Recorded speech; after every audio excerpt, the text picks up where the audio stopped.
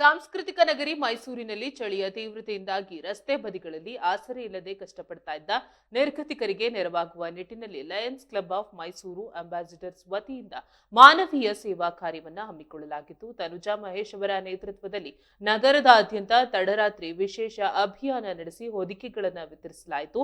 ತನುಜಾ ಮಹೇಶ್ ಅವರು ಲಯನ್ಸ್ ಕ್ಲಬ್ನ ಪದಾಧಿಕಾರಿಗಳು ಮೈಸೂರು ನಗರದ ಪ್ರಮುಖ ಕೇಂದ್ರಗಳಾದ ಕೆಆರ್ ಆಸ್ಪತ್ರೆ ಆವರಣ, ನಗರ ಬಸ್ ನಿಲ್ದಾಣ, ರೈಲ್ವೆ ನಿಲ್ದಾಣ, ಕೆಎಸ್ಆರ್ಟಿಸಿ ಉಪನಗರ ಬಸ್ ನಿಲ್ದಾಣ ಹಾಗೂ ದೇವರಾಜ ಮಾರುಕಟ್ಟೆಯ ಸುತ್ತಮುತ್ತಲಿನ ರಸ್ತೆ ಬದಿಗಳಲ್ಲಿ ಚಳಿಯಿಂದ ನಡುಗುತ್ತಾ ಮಲಗಿದ್ದ ನಿರಾಶ್ರಿತರು, ವೃದ್ಧರು, ಅಂಗವಿಕಲರು ಮತ್ತು ಭಿಕ್ಷುಕರಿಗೆ ಮಲಗಿದ್ದ ಜಾಗಕ್ಕೆ ತೆರಳಿ ಹೊದಿಕೆಗಳನ್ನು ಒದಗಿಸುವ ಮೂಲಕ ಚಳಿಯಿಂದ ರಕ್ಷಣೆ ನೀಡುವ ಪ್ರಾಮಾಣಿಕ ಪ್ರಯತ್ನ ಮಾಡಿದ್ರು. ಈ ಮಹತ್ವದ ಸೇವಾ ಕಾರ್ಯದ ಕುರಿತು ಮಾತನಾಡಿದ ತನುಜಾ ಮಹೇಶ್ ಅವರು, ಸಮಾಜದಲ್ಲಿ ಅತ್ಯಂತ ಸಂಕಷ್ಟದಲ್ಲಿರುವ ಹಾಗೂ ಅಗತ್ಯವಿರುವವರಿಗೆ ಮಾನವೀಯ ನೆರವು ನೀಡುವುದು ನಮ್ಮ ಕರ್ತವ್ಯವಾಗಿದೆ.